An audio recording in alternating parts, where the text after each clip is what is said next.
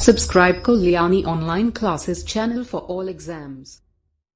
नमस्कार दोस्तों, इस वीडियो में हम बात करेंगे बाल्यावस्था पर। बाल्यावस्था पर विस्तृत चर्चा हम कर चुके हैं उसकी विशेषताओं पर, और इस वीडियो में हम बाल्यावस्था में जो शारीरिक विकास है, मानसिक विकास है, संवेगात्मक विकास है एवं भाषागत विकास है, इस पर चर्चा करेंगे कि बाल्यावस्था में किस प्रकार के शारीरिक परिवर्तन बालक के अंदर होते हैं, किस प्रकार के मानसिक परिवर्तन बालक के अंदर होते हैं और संवेगात्मक रूप से वो कितना बदलता है।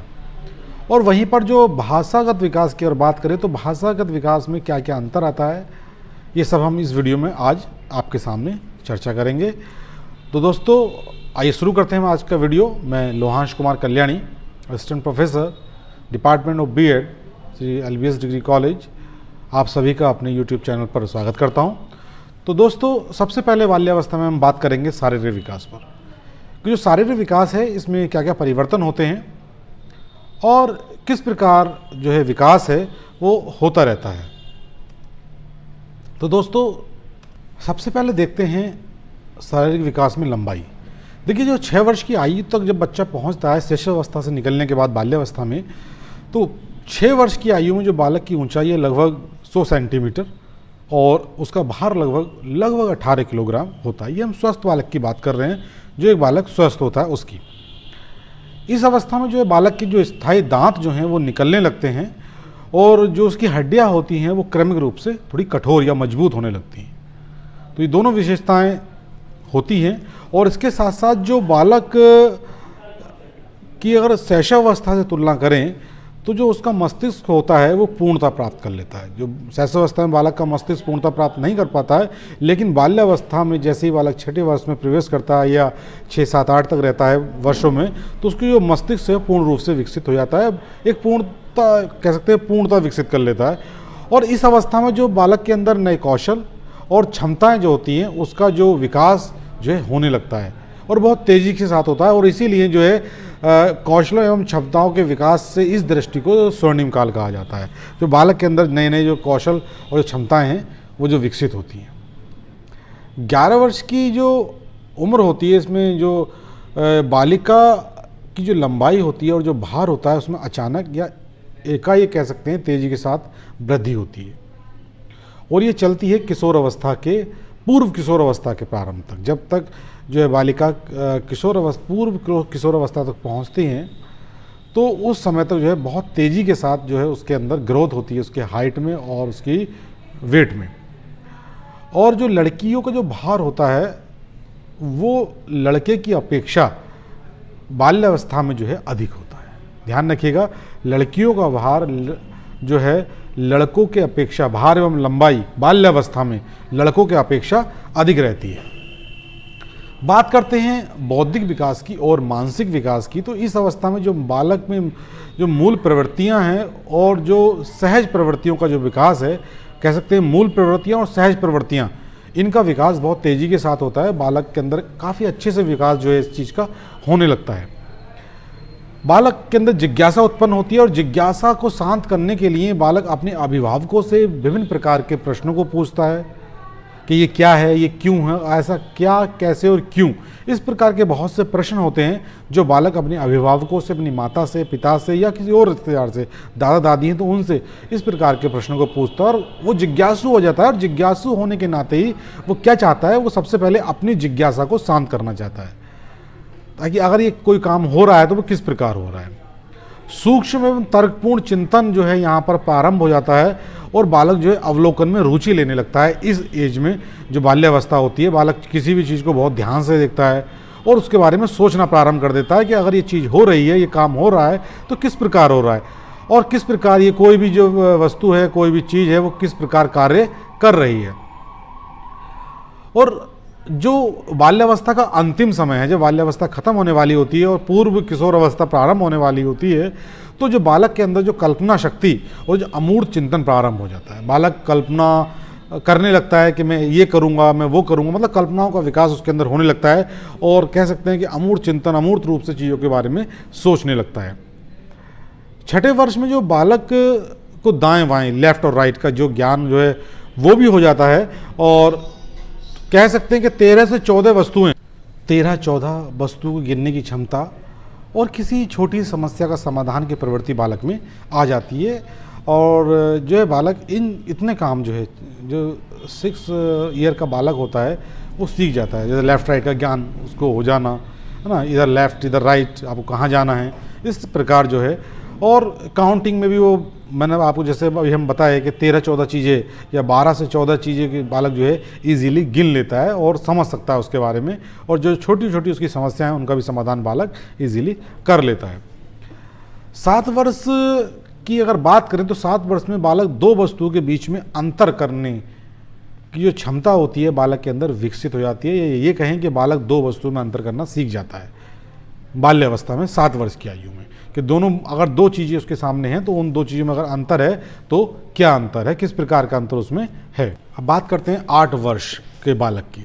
जो 8 वर्ष का बालक होता है वो 6 से 7 शब्दों के वाक्यों को दोहराना सीख जाता है। ये बालक के अंदर ये क्षमता विकसित हो जाती है कि बालक जो है 6 से 7 शब्दों के जो सेंटेंस होते हैं इन वाक्यों को दोहरा सकता है। 9 वर्ष की आयु जैसे जैसे बालक की आती है तो बालक एक सप्ताह में जो जितने दिन होते हैं 7 दिन, 7 दिनों के नाम, 12 माह में उनके नाम, दिन, दिनांक, समय और सिक्कों की जानकारी बालक को हो जाती है। ये बालक जो है इन चीज़ों के बारे में जान जाता है। 10 वर्ष की अगर बात करें, 10 वर्ष की उम्र में जो बालक होता है उसमें लगभग 60 से 70 शब्द जो है दोहरा सकता है। सीखने में अगर बात करें तो जोड़, घटा, गुणा, भाग आदि जो क्रियाएं हैं बालक कर लेता है। और 10 से 12 वर्ष की आयु तक बालक जो है समानता, भिन्नता, कारण बताना या व्याख्यान करना और नर नारी में भेद करने की जो क्रिया है उसको सीख जाता है। तो जो 10 वर्ष की आयु तक के बालक के अंदर इतनी क्षमताएं विकसित हो जाती हैं कि बालक इस प्रकार के जो मैथमेटिकल इक्वेशंस हैं, छोटी छोटी जोड़, गुणा, भाग या फिर समानता, भेद करना 2 चीज़ों के अंदर या दोहराना चीज़ों को इतनी आसानी से सीख जाता है और बालक के अंदर ये क्षमताएं जो है विकसित हो जाती हैं। संवेगात्मक विकास की अगर बात करें तो जो संवेगात्मक विकास इस अवस्था में होता है, देखिए बाल्यावस्था में पूर्व अवस्था की उत्तेजना जो है की उत्तेजना स्पष्ट संवेदनात्मक अभिव्यक्ति के रूप में प्रकट होने लगती है। कहने का अभिप्राय ये है, जो अवस्था आने वाली है इस अवस्था में और किस प्रकार की उत्तेजना होगी वो स्पष्ट रूप से, संवेगात्मक रूप से जो है प्रकट होने लगती है कि बालक में किस प्रकार के परिवर्तन आने वाले हैं, ये पहले से दिखाई देने लगता है। यहीं पर वॉटसन महोदय कहते हैं कि बालक में सबसे पहले भय एवं प्रेम के संवेग विकसित होते हैं। ये वॉटसन ने कहा है कि सबसे पहले बालक 2 ही संवेगों को विकसित कर पाता है, या 2 प्रकार के संवेग जो उसके अंदर विकसित होते हैं, वो है पहला प्रेम और दूसरा है भय। इस अवस्था में बालक बड़ों के संपर्क में भी आता है और जो बड़ों के संपर्क में जब बालक आता है तो जो उसके संवेग हैं उसको किस प्रकार अभिव्यक्त किया जाए, किस प्रकार व्यक्त किया जाए, किस प्रकार अपनी बात को दूसरे तक कहा जाए, या जो उसको वो फील कर रहा है, जो महसूस कर रहा है, वो किस प्रकार अपनी बात को दूसरे तक कहे, इस प्रकार की जो अभिव्यक्ति कह सकते हैं, क्षमता कह सकते हैं, बालक के अंदर विकसित हो जाती है। इस काल में जो बालक होता है उसमें शारीरिक, मानसिक और संवेगात्मक और सामाजिक आवश्यकताओं को ध्यान में रखकर शिक्षा की व्यवस्था की जानी चाहिए। यहाँ से जो बालक की शिक्षा व्यवस्था है वो बच्चा स्टार्ट तो कर ही चुका होता है 3 वर्ष की अवस्था में पढ़ाई, यह बच्चा 5वीं 6ठी कक्षा में होता है और ऐसा कहा जाता है कि शारीरिक रूप से या मानसिक रूप से या संवेगात्मक रूप से इन सब तथ्यों को ध्यान में रखते हुए बालक को शिक्षित किया जाना चाहिए। इस प्रकार की शिक्षा उसको दी जाए ताकि कोई भी दिक्कत उसको महसूस न हो। इसी क्रम में हम देखते हैं तो छात्रों की जो समूह में रहने की प्रवृत्ति की तुष्टि के लिए विद्यालयों में बालचर, समूह कार्य और सामूहिक खेलों का आयोजन होना चाहिए। मतलब बच्चा जो है एक अपनी एज के दूसरे जो उसी एज ग्रुप के जो बच्चे हैं उनके साथ खेलना पसंद करता है और ऐसा होना चाहिए कि बालक के लिए खेलने के लिए सामूहिक खेलों का जो है आयोजन या सामूहिक कार्यों का आयोजन या इस प्रकार का जो आयोजन है बालक के लिए होता रहना चाहिए। शिक्षा का जो प्रमुख उद्देश्य यहाँ पर होना चाहिए वो है बालक का सर्वांगीण विकास। अधिक से अधिक रूप में जो है बालक को मतलब उसके होल राउंड डेवलपमेंट के लिए हमें शिक्षित उसको करना चाहिए, चीज़ों के बारे में उसको बताना चाहिए कि कोई चीज़ है तो वो किस प्रकार कार्य करती है, किस प्रकार है, क्या चीज़ अच्छी है और क्या चीज़ अच्छी नहीं है। अगर हम विद्यालयों की बात करें तो विद्यालय में भय, दंड, तनाव आदि के वातावरण से छात्रों के मानसिक जो कठोरता होती है, उसका जो निर्माण होता है वो पूर्ण रूप से विकसित नहीं हो पाता है। देखिए दोबारा देखते हैं इस लाइन को हम। जो बालक होता है उसके अंदर भय, दंड, तनाव आदि के वातावरण से छात्रों में मानसिक ग्रंथियों का जो निर्माण होता है ना, मतलब अलग अलग ग्रंथियाँ इसमें जो है विकसित होती चली जाती हैं। बालक किस प्रकार भय के अंदर अगर होता है तो बालक किस प्रकार का जो है व्यवहार करता है, उसे दंड दिया जाता है तो वो किस प्रकार का व्यवहार करता है, और तनाव में होता है तो बालक किस प्रकार का व्यवहार करता है, ये सब जो है इस उसके संवेगों के ऊपर निर्भर भी करता है। लड़कियों में लड़कों की अपेक्षाकृत ज़्यादा ईर्ष्या होती है। जो ये बाल्यावस्था होती है इसमें जो है लड़कियों में कहा मान सकते हैं कि लड़कों की अपेक्षा वो ज़्यादा एक दूसरे से ईर्ष्या करती हैं। अगर हम भाषागत विकास की बात करें तो भाषागत विकास में बाल्यावस्था में जन्म उपरांत जो मानव विकास की दूसरी अवस्था इसको माना जाता है, जो शैशवावस्था की समाप्ति के उपरांत प्रारंभ होती है। जो बाल्यावस्था है मतलब बाल्यावस्था कब प्रारंभ होती है, जैसे शैशवावस्था का समापन होगा वैसे ही बाल्यावस्था जो है शुरू हो जाएगी।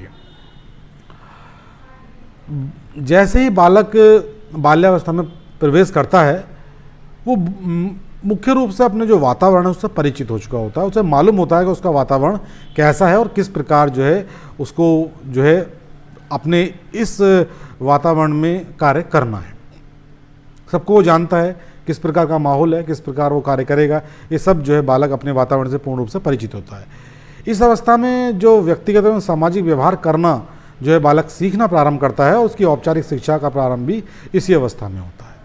मतलब किस प्रकार व्यक्तिगत रूप से, सामाजिक रूप से बालक को व्यवहार करना चाहिए, ये हम बालक को सिखाते भी हैं। बड़ों का आदर करना और सम्मान करना, किस प्रकार दूसरे से हम बात करते हैं, जो एटिकेट्स होते हैं वो किस प्रकार के होने चाहिए, वो इस उम्र में बालक सीखता है। और इसी के साथ साथ जो औपचारिक शिक्षा है कहीं ना कहीं बालक इसी उम्र में जो है उसकी प्रारंभ हो जाती है। जो भाषागत विकास होता है बालक का वो इस अवस्था में बहुत तेज़ी के साथ होता है, और जो शब्द जो भंडारण की उसकी क्षमता होती है उसमें बहुत तेज़ी के साथ में वृद्धि होती है। और बालकों की अपेक्षा जो बालिकाएं होती हैं उनका जो भाषा का विकास होता है वो बहुत तेज़ी के साथ होता है। मतलब बालकों का कंपैरेटिवली अगर बात करें, कंपैरिजन अगर देखें तो बालिकाएं का जो विकास है वो तीव्र गति के साथ होता है। वाक्य रचना एवं वाक्पटुता में भी बालिकाएं बालकों से अधिक श्रेष्ठ होती हैं। ये बाल्यावस्था की हम बात कर रहे हैं। और अगर हम बात करें यहाँ पर शब्द भंडारण की, क्या कितना शब्द भंडार बच्चों के अंदर होता है, तो शिशोर ने जो बालक बालिकाओं के शब्द भंडार का अध्ययन करके बताया है कि उनके शब्दों की संख्या 10-12 साल तक 35,000 के लगभग पहुँच जाती है। 7 साल की अवस्था में जो बालक के शब्द भंडारण की क्षमता करीब 21,200 होती है। 8 साल की आयु में जो बालक की जो शब्द भंडारण की क्षमता है वो 26,300। 10 साल की अवस्था में बालक के शब्द भंडारण की क्षमता 34,300, और 12 साल की अवस्था में बालक के शब्द भंडारण की क्षमता 50,500 तक पहुंच जाती है। अगर हम इस सारणी को देखें तो हम देखते हैं कि बाल्यावस्था में जो है जो वाक्य हैं वो अधिक हो जाते हैं, है ना। और बालक इस उम्र में क्या करता है, मिश्रित एवं संयुक्त वाक्यों को प्रयोग जो है अधिक करता है, ना कि सरल वाक्यों का। सरल वाक्य शैशवावस्था में बालक बोलता है और 6 वर्ष तक बोल सकता है, लेकिन मिश्रित और जो है संयुक्त वाक्य जो है बालक इस उम्र में जो है बोलना प्रारंभ कर देता है। बहुत तेज़ी के साथ उसके अंदर ये चीज़ें विकसित होती हैं और भाषागत विकास उसके अंदर बहुत तेज़ी के साथ होता है। तो दोस्तों ये था हमारा आज का वीडियो। मुझे उम्मीद है कि ये वीडियो आपको पसंद जरूर आया होगा, और जो भाषागत विकास है, संवेगात्मक या शारीरिक विकास है, इस पर हमने इसमें चर्चा की है कि क्या क्या चेंजेस, क्या क्या चीज़ें बालक में होती हैं। अगर अब भी आपको कोई डाउट है किसी भी पॉइंट पर लेकर तो आप कमेंट बॉक्स में कमेंट्स लिख सकते हैं और मैं आपके कमेंट्स का उत्तर ज़रूर दूंगा। और आपको अगर मेरा वीडियो पसंद आया तो आप इसको लाइक करें, अधिक से अधिक शेयर करें इस वीडियो को, और अगर आप मेरे चैनल पर नए हैं तो इस चैनल को सब्सक्राइब करना ना भूलें। Thank you.